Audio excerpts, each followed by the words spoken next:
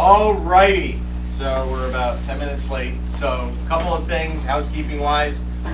In the back are the two bathrooms. There's a lounge back there. This is our quote unquote pilot office. I'm out of Lakeboro, sorry. So I'm out of Lakeboro. I'll be the Sherpa / instructor for the next 12 weeks. This is a community manager, my wife Lee. If you get any problems with me, tell her, she'll kick me in the ass.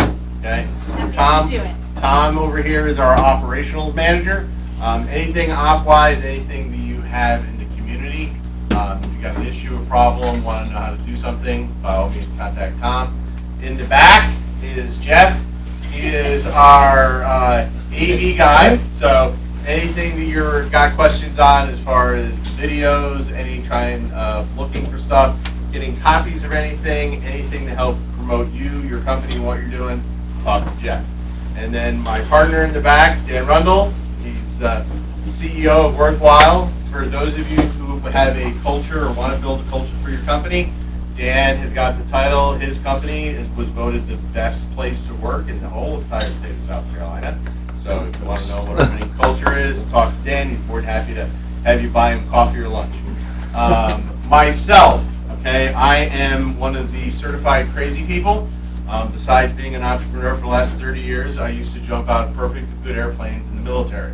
Okay, the first time I ever rode in an airplane, I didn't land with it. So from that aspect, I like to take things, and one of the Blakeisms that you'll hear is if you're not standing on the edge, you're taking up too much room. Okay, so what you're going to do over the next 12 weeks. Over the next 12 weeks, I'm going to walk through a proven system of how to build a tech company. Okay, I have been a brick and mortar entrepreneur ever since I got out of the military. I've owned fencing schools, gaming stores, coffee shop, staffing firms, Zumba studios, and everything in between. I have helped over 60 people open up their own fencing academies across the United States. I was on the Olympic squad back in the 1996 cycle in Atlanta. After thoroughly getting our asses kicked by all of the Europeans, launched and then opened fencing schools throughout the United States. Now, in Paris, we're winning all the gold medals. So I believe that people have the talent and desire. All you have to do is be able to give them the resources, the knowledge, and the tools, and they will be motivated themselves to succeed. That's what all you people are doing. Now, from an aspect of what you're going to be building over the next 12 weeks, there are roughly 18 of you in this cohort. So from an economic aspect for the upstate of South Carolina, if everybody here was successful and your ideas were tested and brought to market, you guys represent on a cap table basically $18 million in economic impact for this area. Okay? Now, for you, that's great. For statistics, that's great. For the normal type of support that you would be looking for in the upstate or any state in the United States, that's bad for you. Because when you go look for support, or you go look for getting any types of grants, the first question that 99% of these people will ask you at the state, city, or local level is how many jobs you're going to create. For you, the answer to that question, hopefully, as few as possible. Okay? You are building tech companies. You want to be able to build a company that's got $1 million, $100 million, $1 billion worth of revenue with maybe 3 people. Okay? If you're not automating, you're not using AI, okay, then you're doing it wrong. Okay? And we're going to try to show you the best methods to be able to do that. Now, the curriculum that we are using, this is Founder University. I myself went through this program with a company called Secondhand Geek after I launched Tax Titans a year before that. I learned going through Founder University, I made about $300,000 worth of mistakes. Okay? That had I had gone through that 12-week course, I would have saved that money. Everybody in this room, if you're launching a tech company, okay, is probably holding on to every nickel, dime, quarter, As my wife is fond of saying, I can make a buck below nickel shit 8 pence. Okay? I am Scottish. I will squeeze every piece of worth out of every dollar that I can, and you need to do the same thing. Unlike a retail store where you can go, okay, here's my inventory, here's my value, you're providing some type of service that's on the internet that people really can't touch and feel, but they have utility for. All right. Over the next 12 weeks, in your circle community, you have all your self-paced learning. Okay? Everything is there, broken up into weeks for you to be able to digest. When we're here in person in class, the whole goal is if you have questions about it, then bring it up, and then I can go through it with you, or Tom, who's also been through the program, can give you the answers. The point of being here in person is not to regurgitate a second time material you're already going through. That is a waste of your time. This is a sprint. This is a race. This is not public education. I am not sitting here.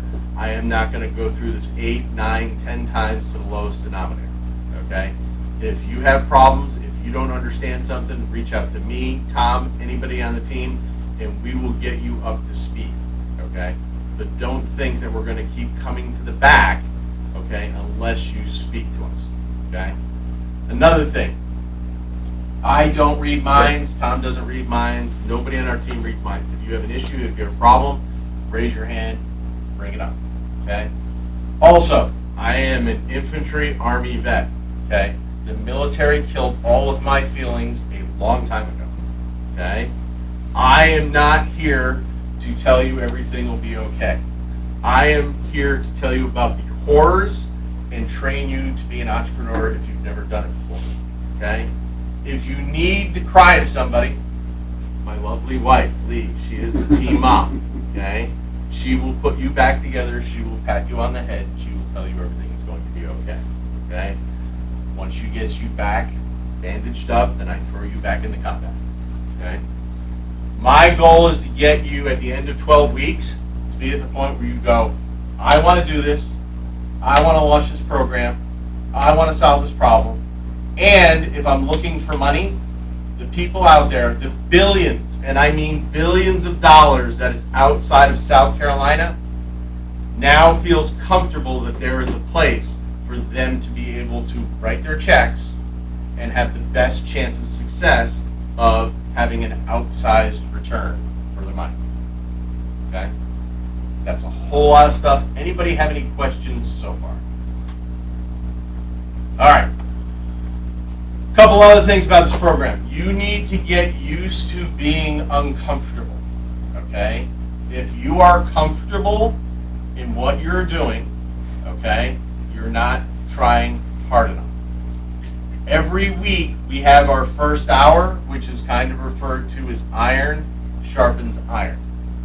I want to hear between last week and this week what mistakes you made, what you learned.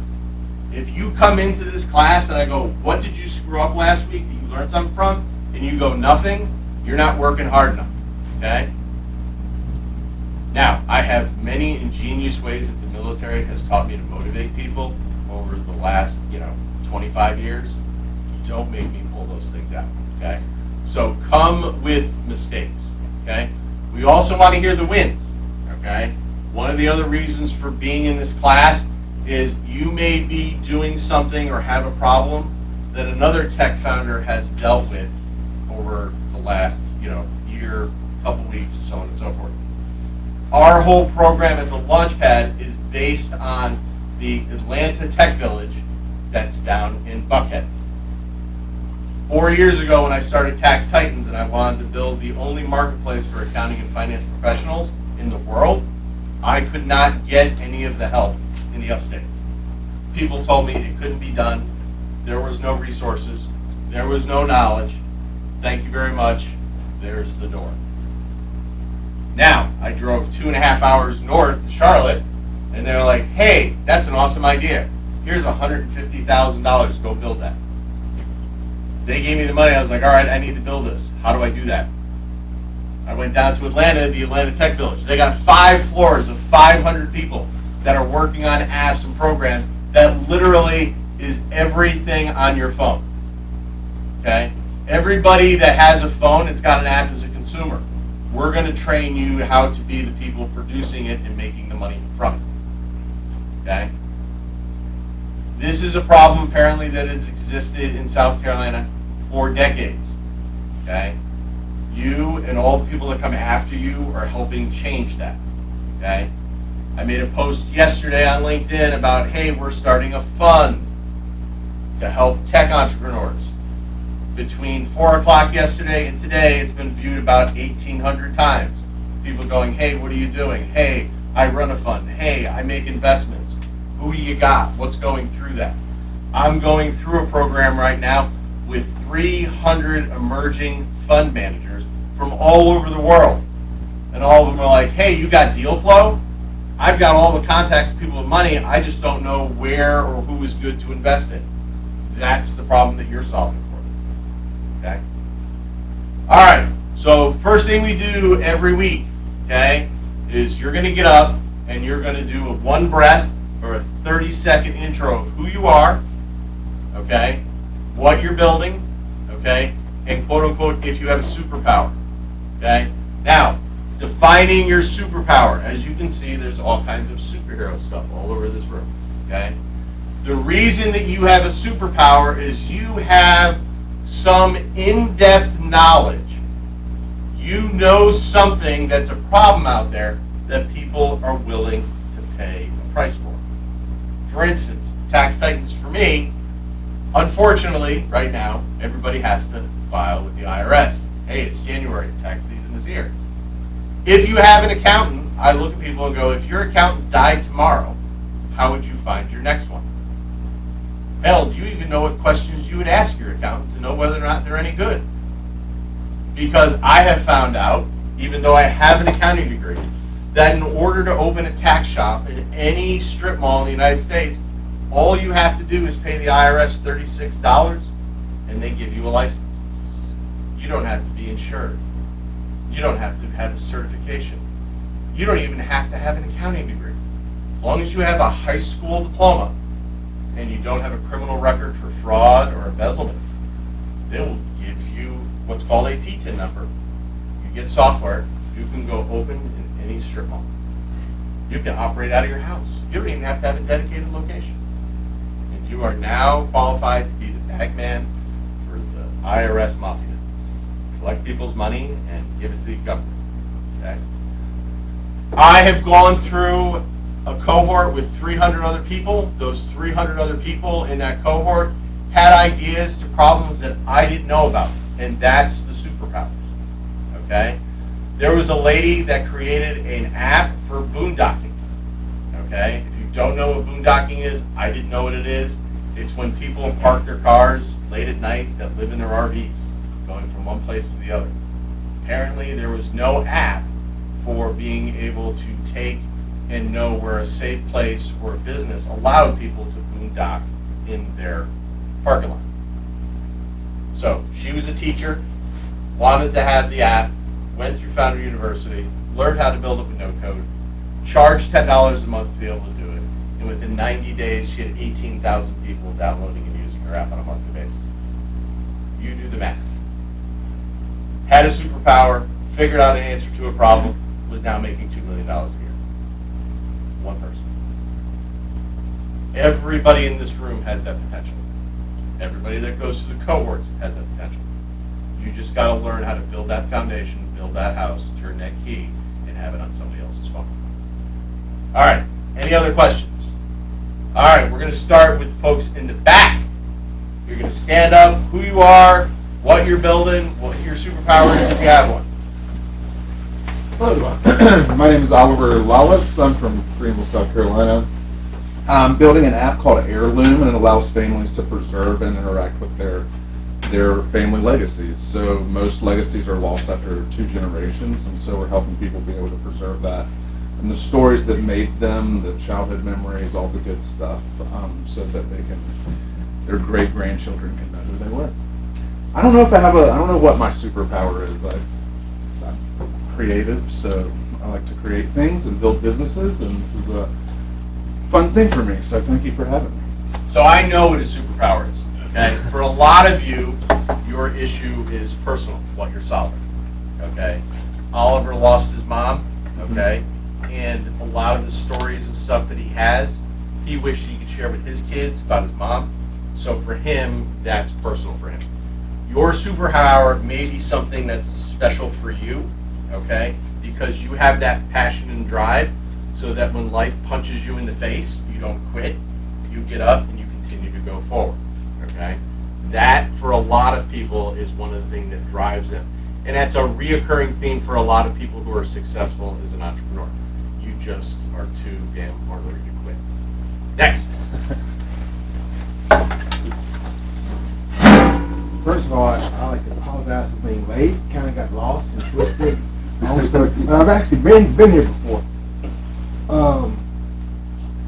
My name is Timothy Glenn. I'm ex-military as well, ex-82nd Airborne. Yeah.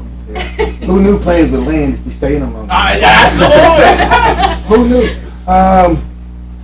My concept is I want to do something to help veterans and senior citizens because I have custody of my 84-year-old mother.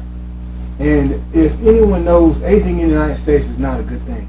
You get pushed to the side, you get kicked around. And my mother has joined this senior center. And she goes 3 times a week. And she has absolutely added years onto her life. And so I just want to do something to help elderly and veterans combine and join with each other. Because that's something we just forget about.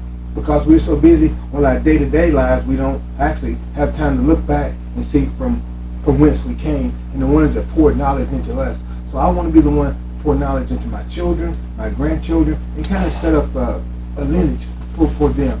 And my superpower is probably my personality and my heart. And I have a sixth sense. I can look at people, I can read people, and I think that's my superpower. Awesome. Thank you.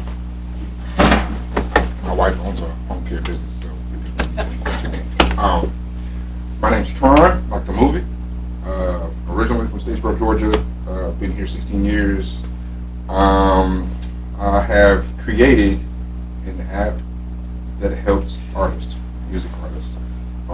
Most music artists have to balance anywhere from 5 to 7 platforms just to even get seen. 200,000 artists do not have label backing and do not make a living. So what I've created is an all-in-one platform for them to make money and to be one-on-one with the fans, and they can stream just like Spotify or anything else. I've been in the music industry for 20 years. So I've seen the change from shopping a deal to now having to DIY it. Hey, what your TikTok numbers look like, and, stuff like that. So I'm helping the artists out. I graduated Full Sail University with a post and then a master's in business. So my superpower is I'm a visionary and a creative, because I am an artist myself. So Next. My name is Brian Case. Recently relocated to the upstate last summer from Charleston, and my app is a capital advisory web app that integrates with QuickBooks. And my superpower is that I've been in commercial finance for a decade. Small businesses, accountants, bookkeepers have no idea what kind of money is best for their clients or for their companies. So this app is going to structure it and provide them with that information. My name's Patrick Bailey. I'm from Gwinnett County, Georgia. Went to Georgia Tech. Building an app with my business partner Seth that does back office automation for freight forwarders, people who manage international shipping of large containers. My superpower is big data automation. It's more boring than it sounds, but yeah, I call myself the bread of the data science sandwich. So that's what I've been doing for 16 years after school. and now I'm going to apply that to back office paperwork, automation, so that we can let people be 10 times more productive in the time that they've got. Hi, I'm Seth Riggio. I have no tech background whatsoever. Awesome. Neither do I. I've never programmed anything. I've never looked at code, except for when I started working on this project with Patrick. And it took Patrick a little while to convince me that this was a good idea, doing anything tech related. 4 years. Yeah. Let's not focus on the past, let's look toward the future, right? 4 years ago, he said, what could be automated in your industry? The industry I work in most recently is, I'm an export broker in the log and lumber industry. So I like to say that I'm the middleman between the two hottest types of guys in the world. You have lumberjacks on one end and multimillionaires on the other, and then there's me in the middle. So I work in a very aging industry, the entire industry of cargo and freight. It seems to be just aging. All the programs used in it are old and out of date. And then on the other end, I work with probably one of the oldest industries in the country, and that's lumberjacks, people that cut down logs for a living. And they're all retiring out of existence. One of the reasons why is because of the frustration in the shipping. And I believe that could be alleviated by kind of a renewed approach as to how to do cargo and freight through the programs that you use. So I guess my superpower would be that personal passion of trying to bring life back to industries that, come on, no one makes money unless we actually sell something, right? And as a nation, if we're not exporting and selling things, no one's going to make money anywhere else. So bringing life back to that industry and other industries like it would be my superpower, that passion. And then, yeah, there you go. That's me. The meat of the lumberjack sandwich.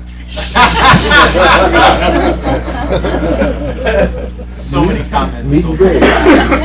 I'm Benjamin O'Brien. I'm building NFTrustNet.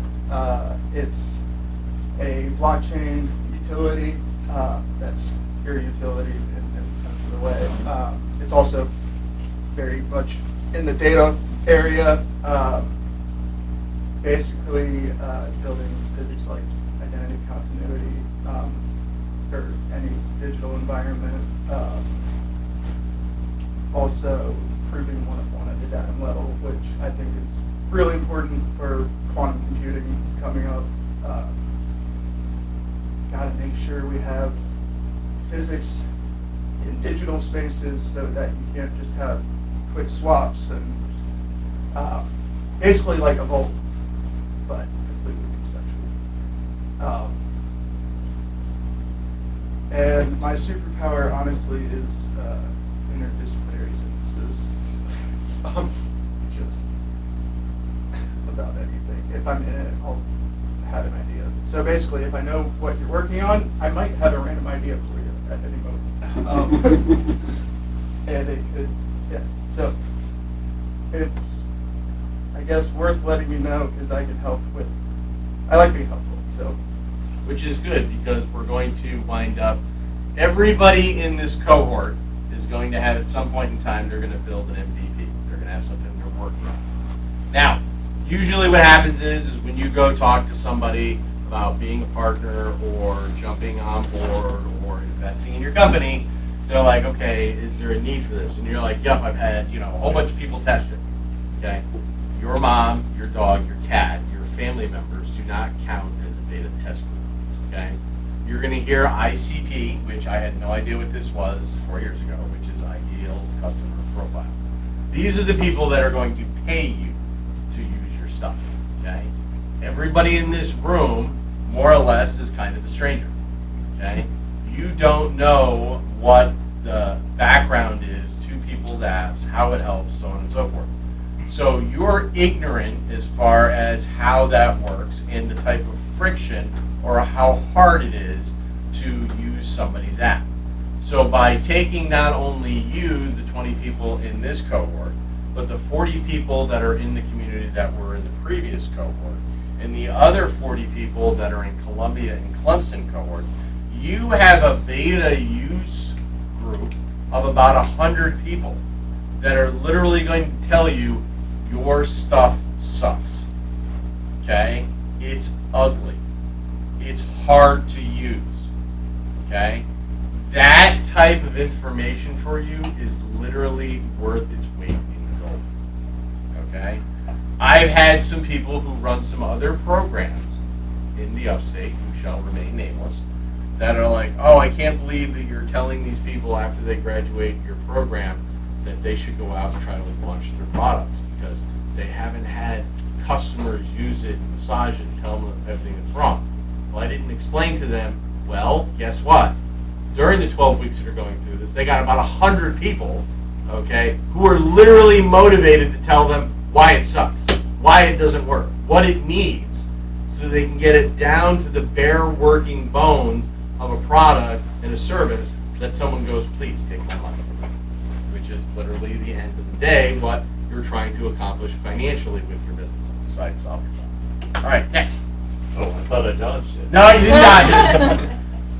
Hey everybody, I'm Tom, originally from the area, and excited to be back. I am building a company called Campaign AI that's focused on political campaigns. I come from the world of third-party politics, of local candidates, of social impact groups and advocacy groups that are all recognizing partisan politics is completely breaking down, and the mechanisms that we have to try and engage with voters, drive forward policy, and move the whole ball collectively forward has completely shifted. So we're building out some AI agents that are expertly trained and ethically sourced to try and drive forward that conversation as much as possible. Superpower, I've worked with everybody from people transitioning out of prison in New Orleans to groups that are working on addressing sexual violence prevention in the largest bankruptcies in the country to helping Andrew Yang go from absolutely nothing to the fifth best performing person in the Democratic primary in 2020. So here we go. Doc, stand up. Introduce yourself. I love the new title. My name is Adele Dunn. I teach at Bob Jones. I teach entrepreneurship, so this is a lot of fun for me this morning to sit in class and learn from the experts here at Launchpad. I said I'd come along for a few sessions to see what you're doing. I've already got a feeling that I might want to come back for a few more sessions because I'm enjoying it so Repeat much. customer. Churn. When we get to the week of churn, that's the important part to understand. Yeah. As long as you don't make me work too hard. No. So, in terms of business background, I have worked in my father's family business for years back in Ireland, property management. Then also, I feel like I'm running a care home back in Ireland at the minute because I really track with you in terms of older parents and the issues that all presents. I also then have mentored lots of companies, small companies, people like you in the past. I would say my superpower is joining the dots. I love just listening to stories, kind of what you were saying, and sort of joining dots, looking for opportunity, and I just find that a lot of fun. So I'm really happy to be here. I have to nip out probably before the end of class because I have to teach some class at 9 o'clock. So please forgive me. No, you're fine. It's no reflection on the great stuff that's happening here. So excited to be here. And on that note, I understand everybody here, just about everybody has got a regular W-2 job, family, other responsibilities, okay? So another reason why we film this is we understand life happens. One of the reasons we decided to do this in the morning is, the morning is where, hopefully people can rearrange things before the oh shit happens for the rest of the day. The rest of the day usually piles on everything, so if we were doing it in the evening, then the attendance is usually less. We were going to look at possibly doing this all online, but from the first two cohorts, the people that graduated from it said doing it in person and being able to talk with other entrepreneurs in person was literally worth its weight in gold. So our other building that is right there on the wall is being built like a couple of blocks down the road. So we apologize for the tight space at the moment, but there will come a time when we'll have lots of space. Next. Hi, I'm Matthew Green. I'm a veteran, worked with PSYOP and AFN, so I did media production. And then I graduated from ECPI here in Greenville like 10 years ago. What am I building? So the concept is, think of the Matrix, put on your vision goggles and you can, and then make like a first-person interactive environment, and make it like a training system too, so you train your martial arts and make it a game and build a community around it. My superpower would probably be my imagination, creativity, technology, imagination. So that's me. Morning, everyone. I'm Brad Folks. I'm originally from Massachusetts, been here for about 15 years. And ironically, thinking about it, in that 15 years kind of started a change in my career path into data analytics and working with companies to figure out how do you do more with your data. One of the things I kept seeing was everyone would collect a whole bunch of data and they would create dashboards and be like, great, we have dashboards. And then what? And no one really kind of knew what to do next. And a lot of where I would be working was manufacturing floors. And so they never knew what to go after next except for let's fight this next fire. And so my app is going to work with that data, work with what they've already created, and allow them to kind of upload what they have and tell them, this is where you should be focusing your efforts. Go after these downtime codes, go after these efforts. Just because this is a huge bucket, it came from 2 events, don't need to worry about those. But it would kind of be more something that any small to medium business could kind of tie into and say, like, this is where you should put your money so that you can get the biggest bang for your buck on improvements. As for my superpower, I guess I really like solving problems. I used to be the guy where they would come over and be like, this broke, what happened? And then I would spend a day, a week, whatever it was, coming up with solutions. And so I think problem solving is where I kind of really do well. So maybe that's my superpower. All right, next. All right. Hi, guys. I'm Jordan McGonigal. I'm from Spartanburg. I've been around Greenville for a very long time. I used to run business media here in the area for what I like to call Innovation 1.0 when we first thought we had it all settled. Since then, I've quit. I own 2 businesses. One is a marketing firm. The other one works with veterans, the post-military community, after the transition space. So while most transition programs are focused on helping someone get a job or get their benefits, we are focused on the individual, helping them find themselves, helping them find direction and purpose in any phase of life that they may not have an identity in or really have any understanding of how it works or anything like that. So my company, kind of a superpower for me, I guess, is that we've been around for 10 years. So I'm not really a startup. I have a huge audience that I've built, but this app is kind of another iteration of a way to get our programs, our pillars, and our services to a lot more veterans and military families that we can help. My superpower, I guess, where you guys are concerned, is I have a really big network. A lot of them are in Greenville, a lot of them are in the innovative communities or the business communities, and I am happy to share anybody that I know personally. I'm happy to do any introductions. I also have 2 aging parents who both went down within 4 days of each other at Christmas time. And so I'd love to help you with the aging parent stuff. Lots of background in media and marketing, and happy to help wherever I can. So she brings up an interesting thing. So a lot of people sometimes wind up stumbling into building a tech company. We have 2 gentlemen that came in the office about a month ago that know Dan, that have a marketing firm for law firms. So they created a small AI app that was helping them do inbound calls to help people for private attorneys that do personal injury be able to qualify and figure out whether or not the person actually had a case. So they built this little AI app and it worked out well, and then somebody else wanted it and they told another attorney, and And then they figured out, oh my God, we've got so much business, we've literally created a tech company within our marketing firm. And when we met with them, we're like, well, how big of a problem is this? It's like, well, this is starting to scale, and we're getting calls from people in private equity, and we don't even know what kind of conversations to have. And I was like, well, okay, well, just for shits and giggles, how much money are you doing right now? You've only had this thing open for about 6-7 months. And they're like, well, we're forecasted by the end of this year we'll be doing $1.2 million in business. I was like, well, damn, that's a good problem to have. And they're like, and it's scaling astronomically. And we don't know. One was an attorney, one was a programmer. It's like, how do we scale this so it doesn't get out of control?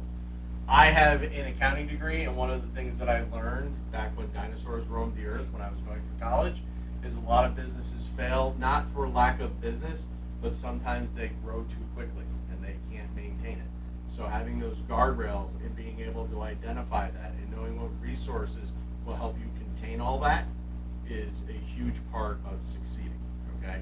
So if you're coming up with an app or something that's helping an existing business, understand that that may become a business unto itself. So. Good morning, everybody. My name's Taylor Chelstead, SC native here, went to USC. I'm one of two co-founders. My other co-founder's out of Columbia. We're building a business called Vivi. It's basically a modernized way to sell and exchange your gold, jewelry, valuables for the payment method you want. Bitcoin, stable coins, cash, gift cards, you name it. We can get it to you directly within 24 hours. We have a digital first platform, 24 hours turnaround. You get an instant label, ship us your goods. We turn around, get a praised offer. If you agree to that offer, you get paid out within 24 hours. My superpower is I have a big background in logistics, so love to chat with you two guys. Work directly with UPS, Octane. Octane kind of encompasses a lot of shipping technology, like ShipStation. So operationally, you can lean on that. Technology, I worked at Shopify, so I know a lot about the e-commerce space, how to do things on the back end, front end, make your brand come alive from a digital first like website experience. So feel free to tap in, and looking forward to collaborating with everybody. You're up. One of the two. I'm Matthew Gleisel. I'm from Australia a couple years back. So just moved to Greenville recently. Joining here. I get a lot of inflammation, and it's important that I exercise, eat well, rest well, do all of those things, and I honestly just sit and work at my desk. So I wanted to build a brand around that, which is more on being a legend if you turn up, being a legend if you're trying. So Hey Legend is a brand around building on your habits, building on the good habits you have. Just because you have a pile of dishes doesn't mean you're failing, it means you've succeeded because you cooked. So I'm working on the MVP right now, which is focused on the workout space. It's a companion for you to come along to the workout with you, and rather than do 30 questions and get a generic workout like most apps do, and then charge you $80. It's a subscription base where you just chat with it. It asks you, puts you into a workout pretty quickly, and then can get feedback from you on how you're enjoying it. It's pretty much like a workout buddy, not as much as a trainer, but somewhere in between. I guess my superpower, I'm kind of always stumbled into the latest technology. I love learning and applying that at the same time, so I finally generally found myself on the edge. All right, I guess I'll round us out. I set up. No, we got one more person in the back. Let's go. We didn't forget you. We didn't forget you. My bad. No, I'm Cam Lawson, born and raised here in the upstate, and the platform that I'm building is called LinkSync. So it's really a tool, calendar scheduling tool for customer facing, anybody that's really meeting with 3+ people. So I would say this kind of ties into my superpower, but I sat in that position of pain for a long time as a business development guy for a big tech company where I was trying to meet with multiple people. So typically the software that I worked for was a basically a platform that business coaches will utilize. So I would meet with the business coach along with a leadership team. So it was 5-7 people that I was trying to get on. And I don't know if you've ever tried to schedule meetings with one person, hard enough, but then trying to get 3+ people on that is a nightmare. Going back and forth, the admin assistants are kicking in. Hey, here's the 3 times my person can meet. Here's the 3 times my person can meet. I was like, there's got to be a better way.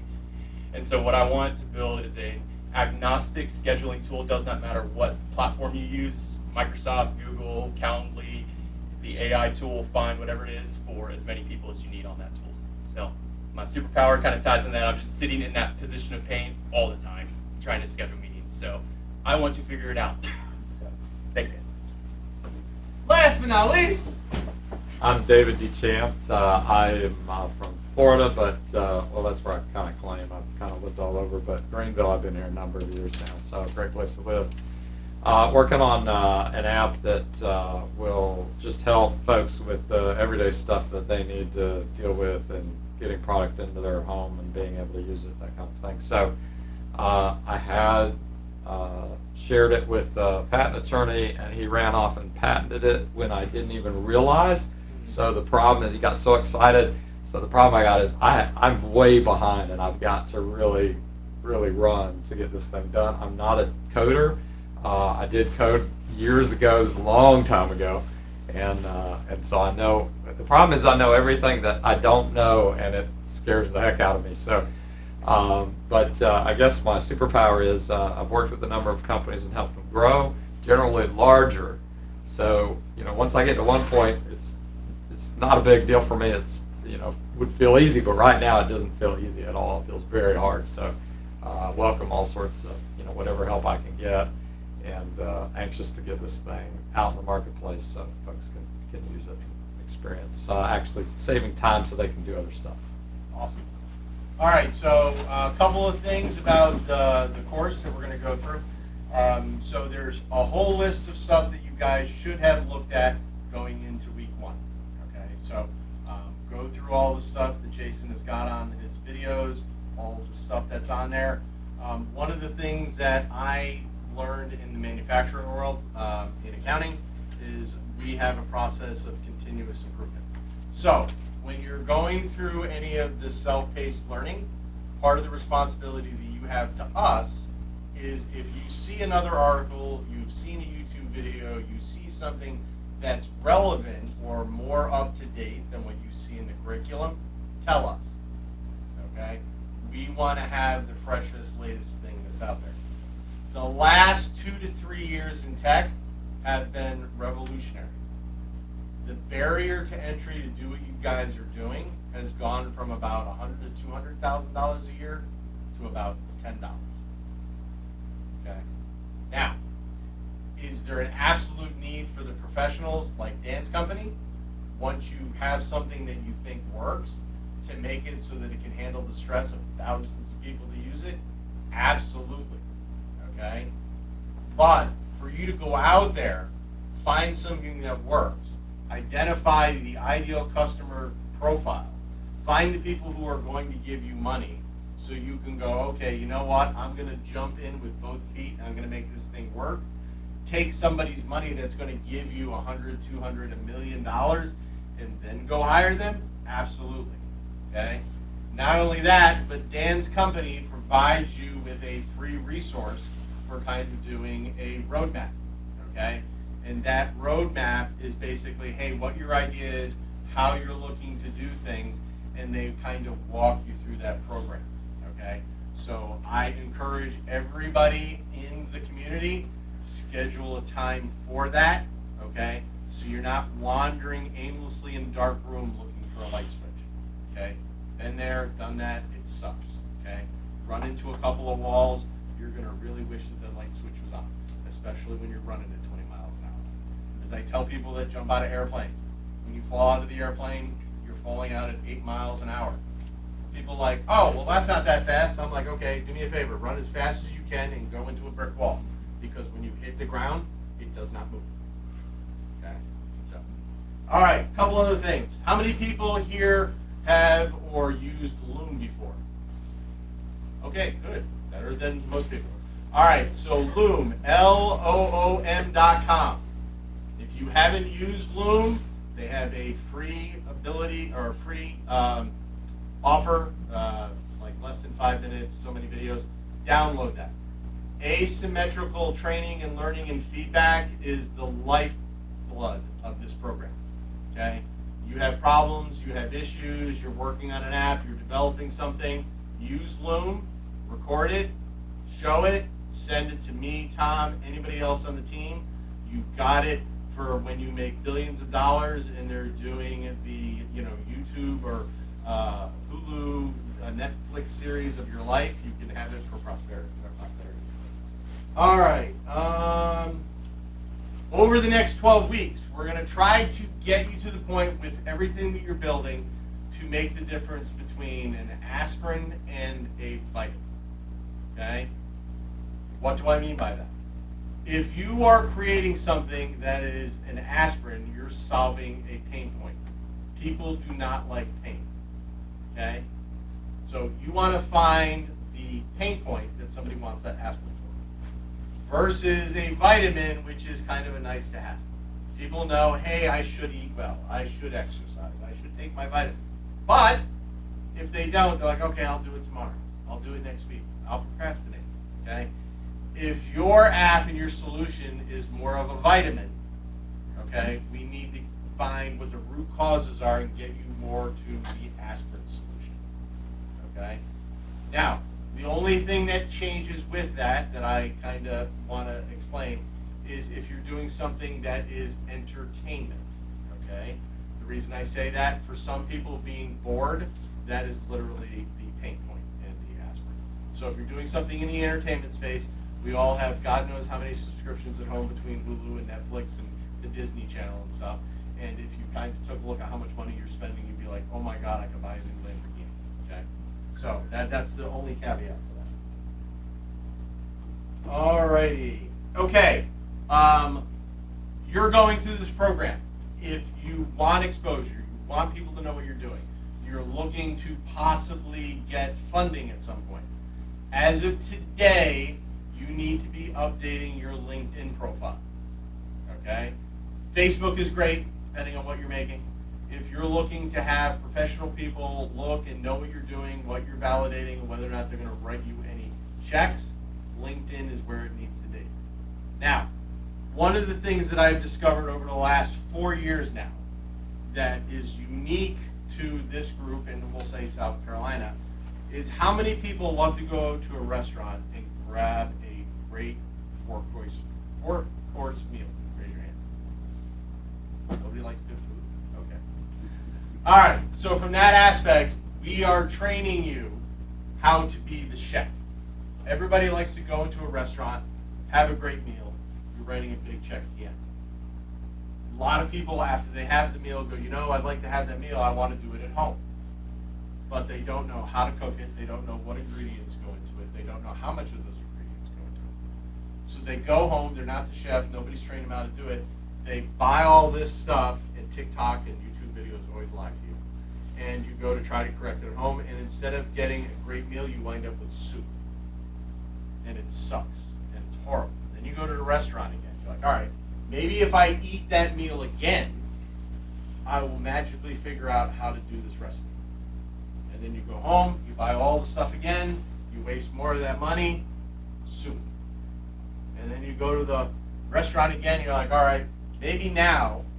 And at some point somebody goes, wait, if you go to talk to the chef in the back, ask him for a list of the ingredients, list them how he cooks them and in what order and at what temperature, then maybe you get something like the meal. That is what you guys now get exposure to. In me going to Atlanta, Austin, New York City, Silicon Valley, I have talked to all of these people who have made literally every app that we all have on our phones. They are no different than you. The people who invested in them would invest in every one of your ideas in your companies. The only thing is they don't trust the fact that somebody has done the due diligence and the work to make sure your app is actually solving that problem. We have created that system that you're going through to be able to do it because it's a system that's already being used by Jason Calacanis, Founder University. And if you want to take a look at what that looks like, you can go to the All In podcast. You can go to This Week in Startups. They have YouTube videos that go back, I think, 10 years. Okay? That is literally what you're going through. Some of the stuff that you're going to go through, you may already know. That's great. Okay? About 60% of the stuff, business-wise, I had already learned in running brick and mortar stores. That other 40% that dealt with something that was specifically only tech cost me about $300,000 in mistakes. Okay? As an example, how many people in this room know what a safe agreement is? Raise your hand. Okay? Maybe half. Okay. Now, if you go and you ask the attorneys in Greenville what a safe agreement is, maybe one of them is going to say they know. I know this because I went through a lawsuit and had to explain to 3 attorneys that were in a deposition what a safe agreement was. Okay? Now, if you go to an attorney and you go, hey, I would like you to create a safe agreement for me so I can get investors to invest in my company. That attorney is going to say to you, great, give me a $10,000 retainer, give me a week, and I will give you a safe agreement that you can give to a local investor that will invest in your company. Awesome. Now, you can also go to Y Combinator's website. You can download a safe agreement for free that is valid in all 50 states in the United States. You just saved $10,000. You're welcome. This is like literally blows my mind over the last 4 years, the amount of free things that exist in the tech world to help everybody in this room succeed. The issue is you guys just don't know it's there. Okay? And our program and everything we're doing is helping bring all those resources to you so you can either choose to use them or do it the hard way. I teach fencing, so I joke around, I beat children with metal sticks for a living. Okay?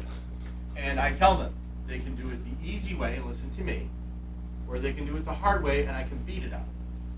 Most teenagers are like, okay, I'll take the easy way, please. Okay? So you guys get to do the same thing. The only thing I ask is if you do it the hard way and you lose a bunch of money, and then you figure out what the easy way is, let us know so we can let the people that follow you kind of save that whole learning experience. All right. All right, so, yeah. Can I ask a question? Sure, absolutely. Like, I don't know what, like, if we should interrupt. Anytime, interrupt me all the time. Otherwise, as Dan will tell you, I will ramble They'll on. talk till tomorrow. Yes. So just go, That's hey, what I was Blake, thinking. hey, Blake, Yep. or look at me and I'll be like, hey, Blake. Regarding LinkedIn. Yes. So you said, like, update our profile. Mm-hmm. I don't know what even to put there yet. Okay, so where's Tom? Tom here. Come out, Tom. Can you interject on that, the LinkedIn thing? Yeah. So what to put on LinkedIn? Yeah, because like I'm at the Well, idea phase. yeah. I don't officially have a company name. I don't like. I mean, do I put? I'm thinking about something. Put your history. Start connecting with people that are in the industry you want to be in. And then Start, but like if we've got the title of going through the program. Yeah, and if you want to add, I'll add into the community or highlight the post where you can link that you're part of the Launchpad Cohort. Okay. Just to add some validity to what you're doing and what we're doing. But really, it's a way for you to start connecting with people in the space that you want to be in, engaging in other people's content. Yeah. It's not necessarily about posting every day. Okay. But if you can find conversations that you want to be a part of and engage in those, that will get you out there a lot faster than doing a post every day that no one sees for 3 months. So just try to find 3 or 4 conversations a day to inject yourself into. Start building that personal brand, and you'll see your profile views go up. And then as you want to come out of stealth mode, then you can start putting your company and your product and content specific to what you're doing. Okay. Even on the Circle app too, because the 2 cohorts that we've already done, all the people that are included in it, all of the mentors. So if you throw stuff out there, people are always going to be happy to comment or have suggestions. Just listening to all the connections I'm making in my brain, listening to all of you talk this morning, I'm going, oh, this person from our first cohort, or this person from our second cohort. So those people are all out there. Make the posts, ask the questions. People will always be willing to help out.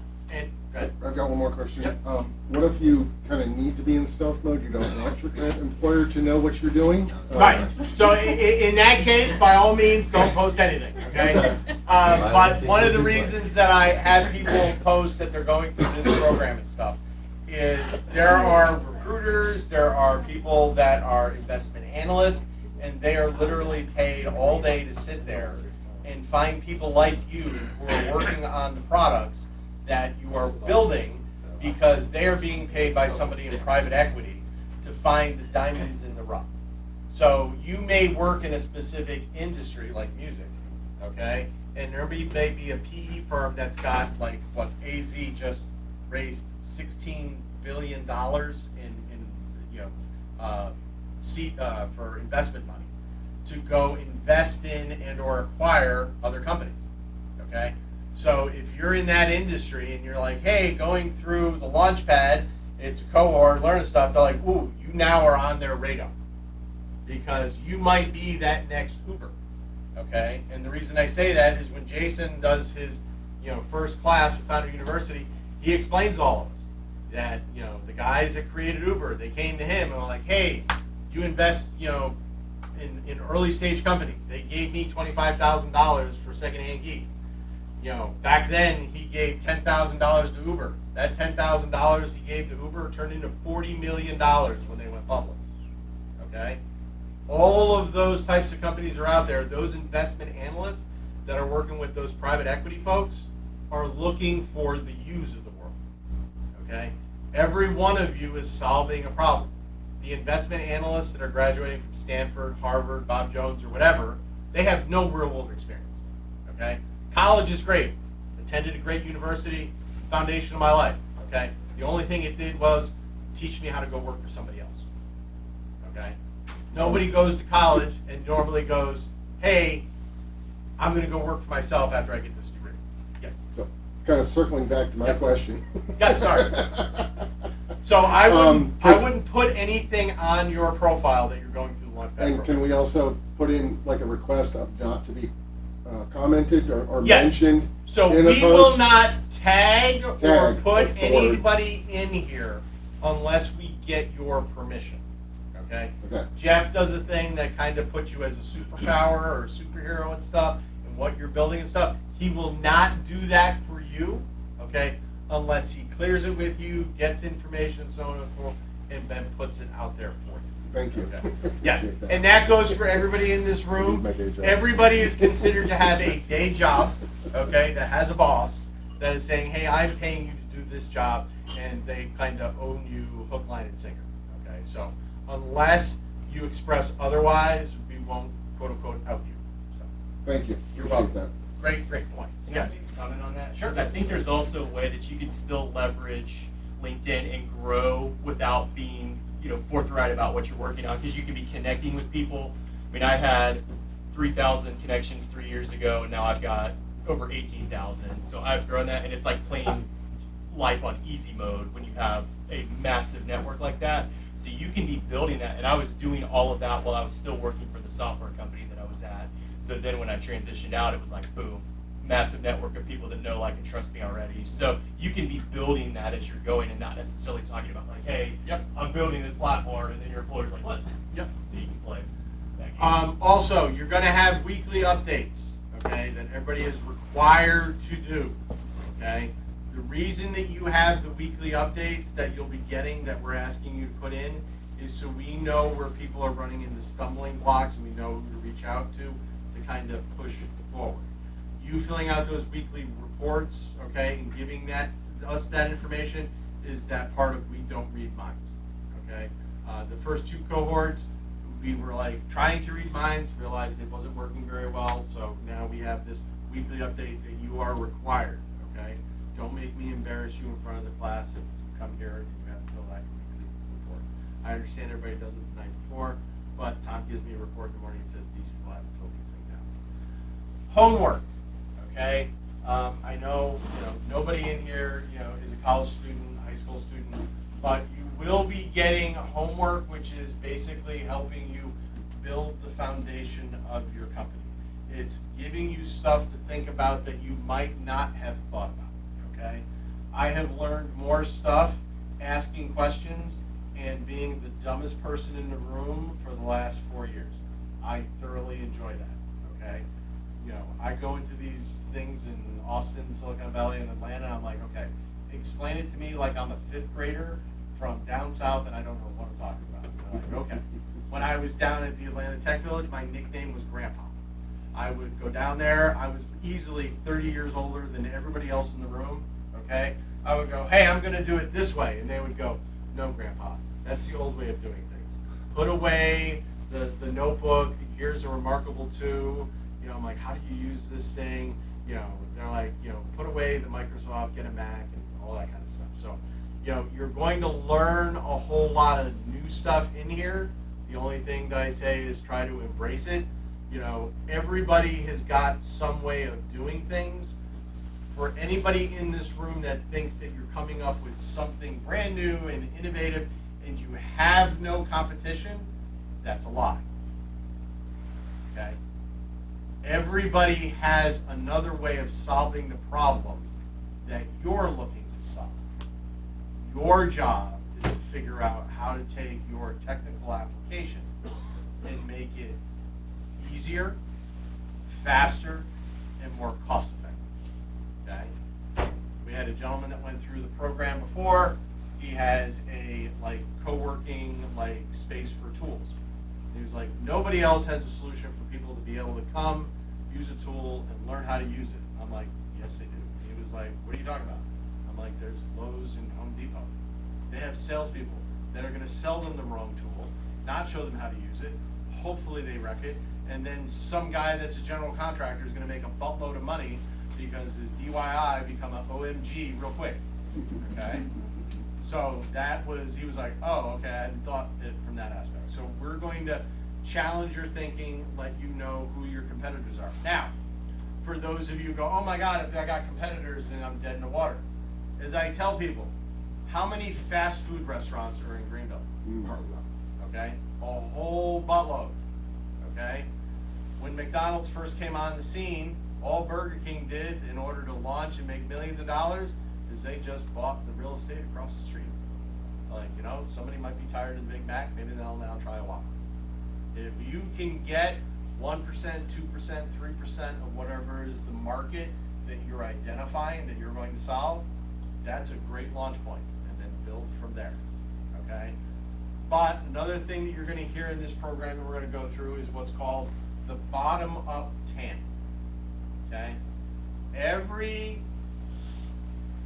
university, college type of program, and I can't speak for docs, that talks about TAM, or the total addressable market, starts from and explains it to you out here. It's really big and that's huge.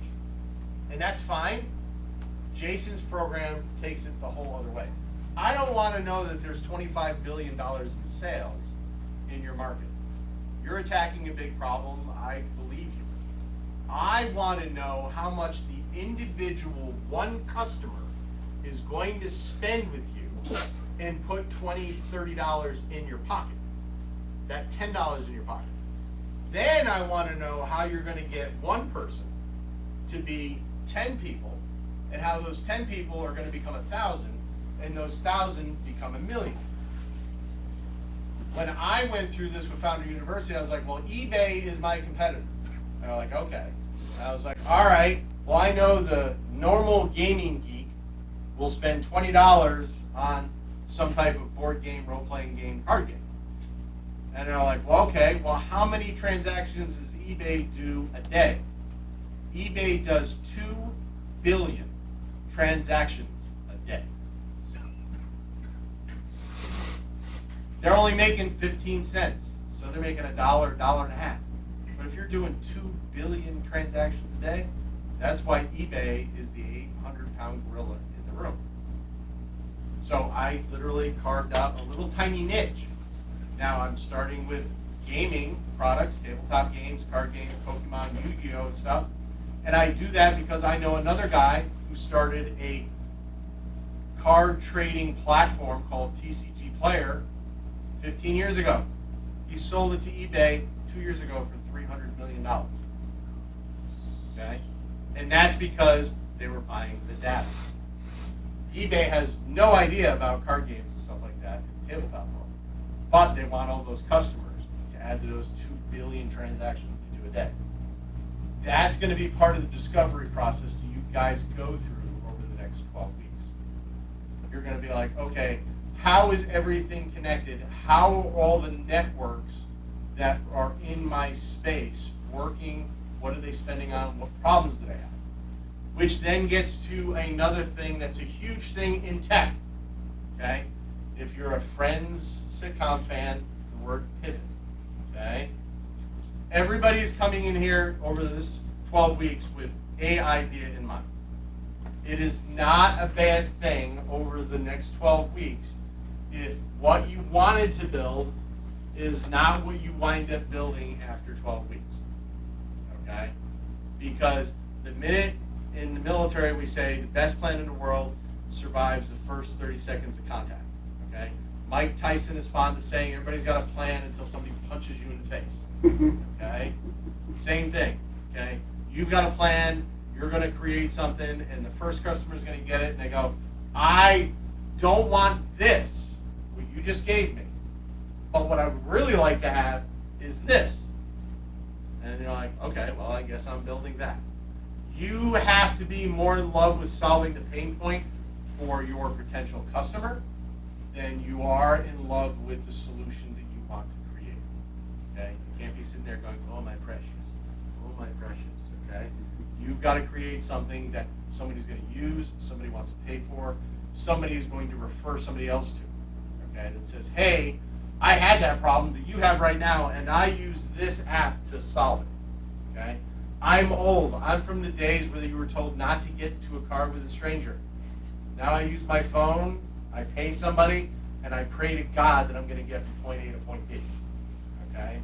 And every technological thing that's coming out right now is solving all of those basic problems. All right, a couple of quick things, real quick on housekeeping. Okay, so a couple of things to go over. One, the first Friday of every month, we have a thing called Founder Friday that is sponsored by Founder University in Jason, California. It's basically anybody who is an entrepreneur to get together with other entrepreneurs, either wanting to be an entrepreneur or existing entrepreneurs, and they don't have to only be tech companies. So if you know somebody who's got a gym, a lawn company, a restaurant, so on and so forth, and they're an entrepreneur, we host Founder Fridays. The reason we host Founder Fridays, it's a place for other like-minded entrepreneurs to get together without somebody trying to sell them a life insurance policy.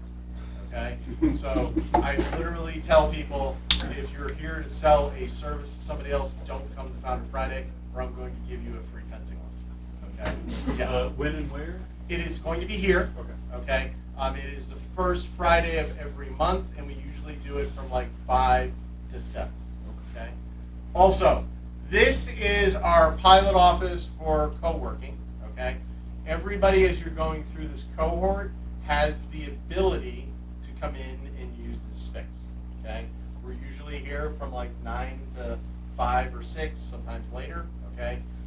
What this is good to be used for is, it was brought up, some of you have other day-to-day jobs. Okay?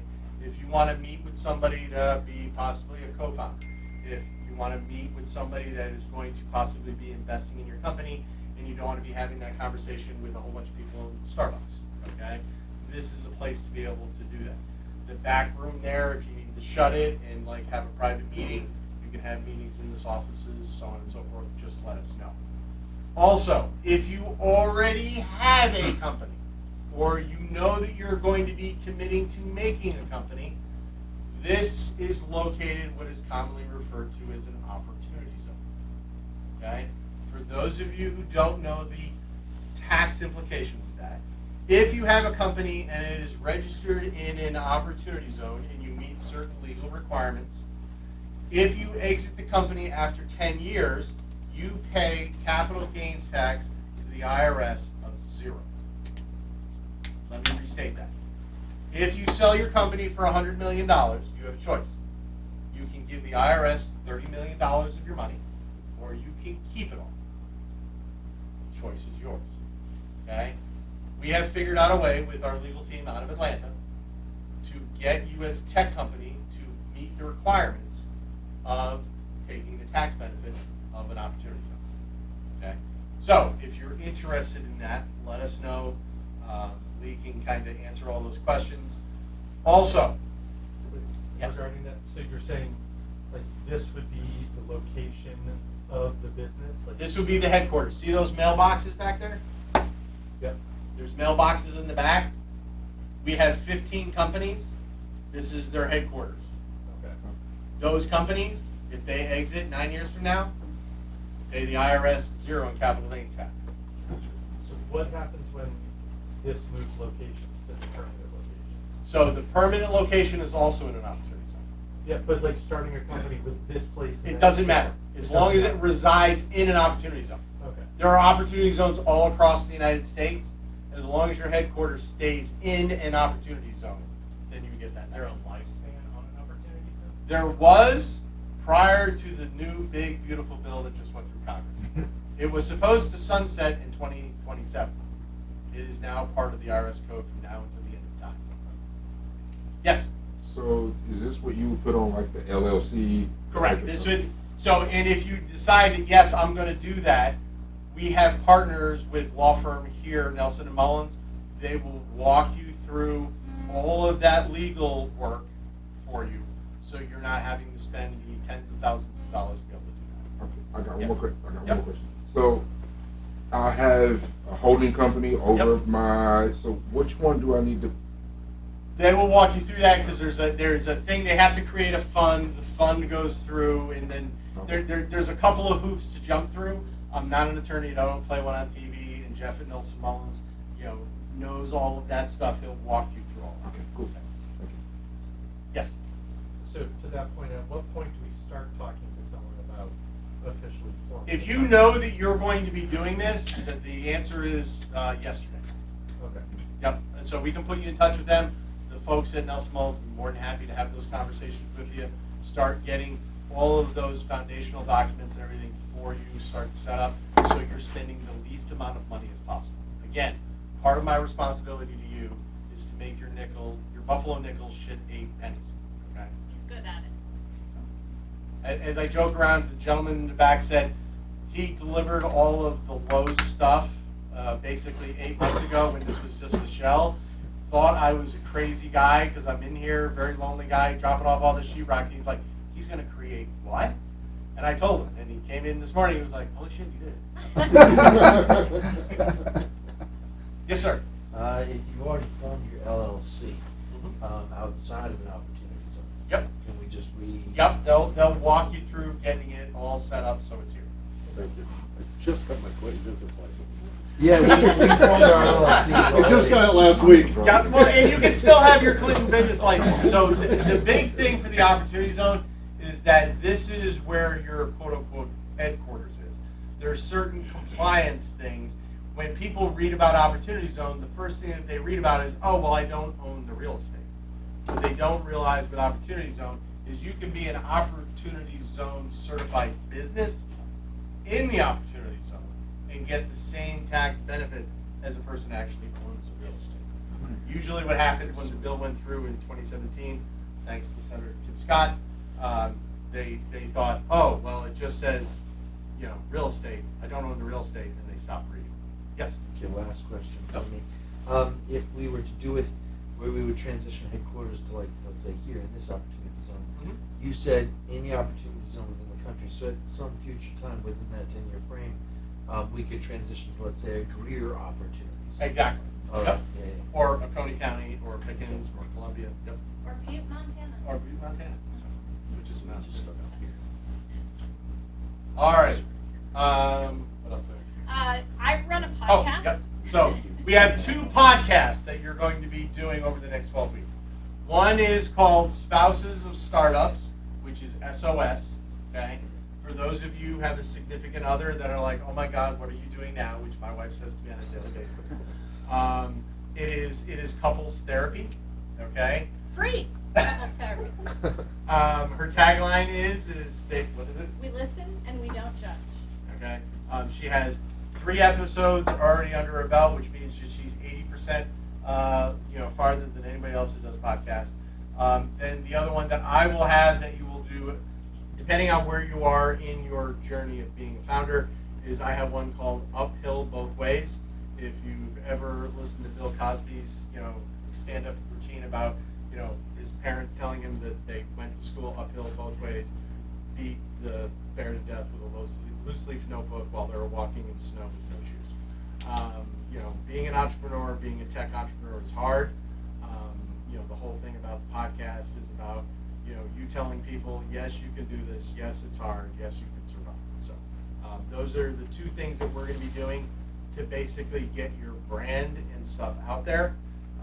As Jason was fun telling us when we were agreeing to use his platform and his curriculum, we're like, what's the best advice that you have for us in launching this program? He goes, start a podcast at the same time you're doing it. I'm like, okay, what's the second best thing we should do?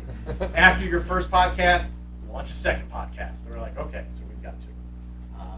And then from that aspect, if anybody has any other ideas, by all means, please let us know. All right, questions. Somebody's got to have some questions. I'll be the loudmouth. Okay. So the first course, I guess the first lessons in the course start with, I guess, developing an idea. Yeah. I haven't gone down that road yet. Yep. I haven't looked at the material yet. What if we're already kind of past that stage? Do we come up with another idea to go through those steps and I would go understand through that? the same mechanics of what it was that got you to the decision that you made, okay? We had a lot of people in the first 2 cohorts that had a name for their company. It sounded good to them. Then they went through the process of how they should come up with the name or what they were doing, talked to some people on the platform, put it out to some people in the industry. And they're like, oh, well, this name resonates more than other names. So if someone's thinking about the solution, that one's more off the tip of the tongue. So going through those processes again, generates being able to do that. If I had gone through Founder University, before I launched Tax Titans, I went and did Tax Titans for 1.5 years. So already had the brand, already had the name. I would have done a whole lot of different things with Tax Titans, especially like with name and how it was going and how it was bringing it to market. So no matter how far you are down a quote-unquote wrong road, I joke around, stop, turn around, go back to the beginning, and go down the right path. Because no matter how far you go down the wrong road, it's still the wrong road. Yes? A similar question. I'm building something that is racing ahead and it's tied to the timeline of the 2026 midterms. Yep. So we're racing ahead no matter what. How would you suggest trying to balance going back, consistently doing the fundamentals, but also knowing we're having to just move to market as fast? Great question. So all 12 weeks are on there as self-paced. Okay. So I would, as quickly as possible, sit down, grab a big pot of coffee, go through all 12 weeks as fast as possible. Read every article, watch every video, okay?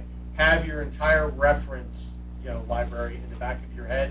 So as you're going at breakneck speed to get to the midterms, as things come up that you're building and you're making, you have all that reference material there. And understand, no matter what you decide to do with it today, based on the thing that you're trying to solve, know that it's always possible to pivot and change it. Don't, like I said, fall so much in love with the solution you came up with first, but not have a contingency to go someplace else. In the military, they're like, hey, I'm here, I need to be over there, and I'm supposed to take this bridge. Well, I've got to have a plan that says, well, when I get there, that bridge is gone. Now there's a river. Oh, wait, there's people in the river that want to shoot at me. I've got to have 9 contingencies because getting to point B is not an option. I've got people relying on me to be there, okay? I've got to have every plan. Now, and that's incumbent upon me as a leader to basically know all of the resources and all the obstacles that I could run into so I can make me and my team be combat effective and get them to that point, okay? Which brings up another point. A side product of everything that we're doing in this group, and part of what I think that is my purpose in life, is I am creating tomorrow's leaders. I was doing that with teenagers before they went out into the real world and went to college. Now I'm doing with tech founders. Each one of you is going to be a leader in your company. You're going to have people that are relying on you to guide them and bring them down a road. Being a leader doesn't mean that you are perfect. Being a leader means that you are taking the responsibility of bringing people forward and trying to help them attain something. For you, it may be like an election, or it may be creating a story for your kids to be able to hear, or it may be an app that's helping somebody become the next recording artist, okay? But you have the responsibility of being that leader, okay? If you're somebody that is uncomfortable with being a leader, well, I'm going to be breaking in your shoes over the next 12 weeks to turn you into that leader, okay? Failure is not an option. You're going to fall down. I'm going to pick you up. I'm going to brush you off. I'm going to push you forward again. The only time that I'm not going to help you is when you sit there and I go to pick you up and you go, I quit. Okay? Then I'm going to step over your lifeless body and not give you a second thought. Okay? Because the one thing that I cannot solve is you wanting to quit. Anything else, we can accomplish together. I can't help you not quit. Okay? That comes from you, your passion, your drive, what you're building, and what you're selling. Yes, sir. What if you want to go to like an event that is in line with what you're working on, that's out of town and has conflict? So if you can't be here, every one of these sessions is recorded. It's in the community, okay? Life happens. So if you can't be here, my advice to you is go, hey, where's the link to it? Find it, get it in there. Jeff takes these. He also transcribes them and puts them on YouTube. Each class is on there and stuff. So if you're someplace and you can't be here because you've got to be someplace else, the information of what goes through is here. Well, it's not that I have to be so much as like basically I want to go to East Denver. Yeah. Because Ethereum's having big problems with state float right now. Okay. And I feel like I should be there. No, that's great. This is here for you. I commonly refer to this is extra credit. Okay, being able to come into the course for 2 hours, an hour is extra credit. As much as you can get out of this, we're trying to give you as many tools as possible to succeed. I don't want anybody to walk away and go, man, I wish I had a little bit more of X, and that wasn't provided to you. If there is something that you think that we should have or haven't done enough or would like more of, by all means, tell us. Like we said earlier, we ourselves are an MVP. This will never be perfect. Somebody building a tech company today is different than somebody building a tech company 10 years ago. Yes, sir. What if we have just no tech background at all? Great question. So in the last two cohorts we had, how many people here have technical coding skills? Raise your hand. Okay. How many people have no coding skills but have an idea? Okay. Same as the last two cohorts I had, same thing that I had going through Foundry University and RevTech Labs. Okay. You don't have to have the skills yourself. You just have to know what you want as an outcome. Okay? Now with AI, Dan and his team can help you walk through prompts, use AI, basically ask it questions. I hate to use Ultron and the Avengers and all that kind of stuff, but it's literally like, hey computer, I want you to do this. And it goes, okay. It writes all the code for you. It goes, there you go. Is this what you want? Well, no, I would like it to do this. All right, well, let me rewrite the code. That exists today, okay? And as crazy as it sounds, I've used it. We do have a new agreement with a company called Lovable, okay? Lovable is a company that does exactly what you're saying. They're like, hey, I want it to do this, and it does all the code. Lovable is less than a year old as a company, and they just got valued at $60 billion. billion. So for those of you who are like, hey, is there really a need for people that just want to come up with a program and be able to talk to a computer and say, hey, I want to do this and you can do that? Yes, Lovell will prove that. Less than a year old, they're worth $60 billion. Okay. Anybody else? Yes? Kind of a, I guess, silly question. There are no silly questions. Challenge accepted. Okay! Bring it! Okay. So, in coming up with a name for your company, should you be coming up with the name of an app or of a company? Because this is where I went through the course that was in the program for one, and that was where I was getting stuck. Was okay, do I want to name a company or should I just be targeting this app? I mean, it can be both, obviously, but like, what's your opinion? So my opinion, I don't know if anybody has watched Landman. Okay, they had a great episode last week, and they literally named the company. It was something oil and gas and cattle. And I'm like, why did you put cattle in the company name? It's like I wanted to come up with a name of the company that I know nobody else would have. Okay, so I didn't have to worry about somebody else having the same name. However, they were doing a specific thing with kind of like having an app. So for the name of your company and when you're doing the legal stuff, it could be whatever name you want it to be. When you're putting something out there that you want people to have, if you know the term earworm, where they hear it and they just can't get away from it, or if you like hear it, you're like, oh, that's that thing that solves this problem. It's like Uber.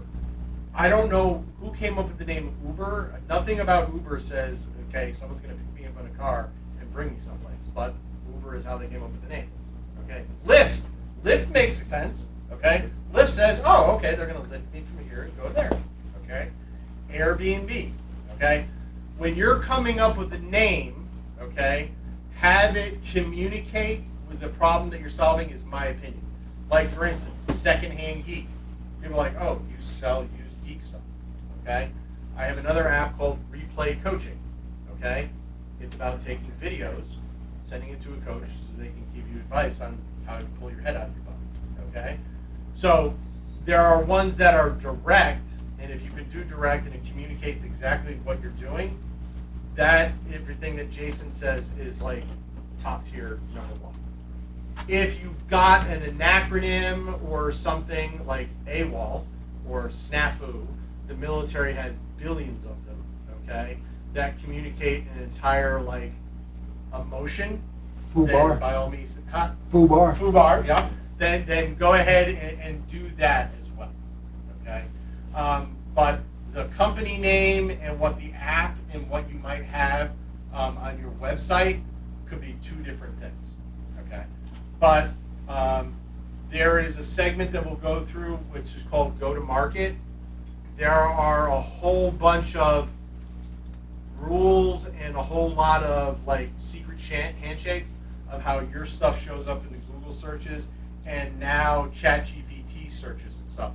That has all literally changed.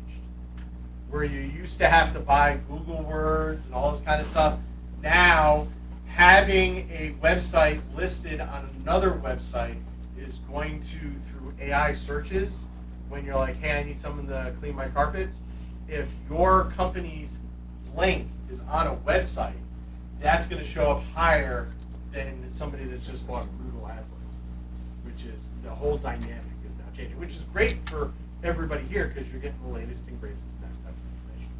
Does that answer the question? Yeah. Anybody else? All right. Final thing for today. I want everybody to envision what your done looks like, what your end looks like. Okay? Next week, when we're here, I want to know, what is your exit? What is your plan?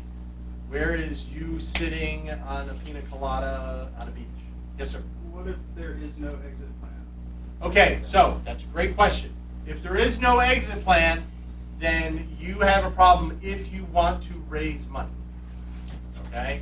If you are looking to raise money and you're talking to someone that says, hey, that's a great idea, you're an awesome person, you have an amazing superpower, what's the exit plan? You go, oh, I'm never going to exit. they're going to pick them in their checkbook and they're going to walk out of the room. Okay? Because if there's not an exit, if there's not a way for them to get their money back or make a return on it, then you're just asking for a donation. And accredited investors are not looking to make donations to founders. I guess I mean, wouldn't an ROI still cover as far as them getting back their money? Yeah, unless you have an exit where you're planning on selling the company. Because if you're running a company and it's making revenue, if you don't have a plan that says, I'm planning on paying dividends out, and you're going to make X amount of money quarterly or annually, then that's an issue. Dan? Dividends don't generate the kind of returns that investors need when they're making a very high-risk venture investment. They need 100x type return possibility, and dividends aren't going to give them the upside that they need. One of the things that I was telling somebody earlier, so in the world of money, okay, everybody knows the NASDAQ, the Dow. You are seeing the tip of the iceberg over the shoreline, kind of like the Titanic. What most people don't understand is the amount of money that's out there that can invest in your tech companies is not the iceberg above the sea line. Underneath the line of the ocean is the rest of the financial bucket that exists, which is literally trillions of dollars that exist that is invested and transferred back and forth with people who are investing in ideas like what you guys are creating. Okay? What they don't understand, and what most people here, at least my exposure in South Carolina, don't understand, is understanding how big that iceberg is underneath the ocean line. Okay? Or how to go down and get some of that iceberg and get it into their bucket. Okay? Everybody knows, oh, I can go to a financial advisor, I can download the Robinhood app, which is an app, and buy stocks and then own stocks in these public companies. The reason that a whole lot of tech companies haven't gone public like they did in the 90s and early 2000s is because it cost about $1 million to register a public company. And instead of me taking $1 million and paying it to a whole bunch of lawyers and investment bankers, I can, through safes, convertible notes, and just people doing private notes, give me that money. Why invest the $1 million? Why spend that when I don't need it? If I want to get money into my company, I can do it privately. Those people, it's become so sophisticated and so knowledgeable now for people to have that money, to be able to directly invest in your companies without having to go, okay, well, I've got to take a look and wait for you to go public to invest in it. That democratization of being able to invest in any of your tech startups is here. Okay? You just need to know who to ask, how to ask, and what doors to knock on. Because there are literally people that their entire existence is taking money from somebody else and finding people just like you to give you the money. And the only way they keep their job is literally if they give you the money. If they hold on to the money that the people gave them to invest, they'll be fine. Yes, sir.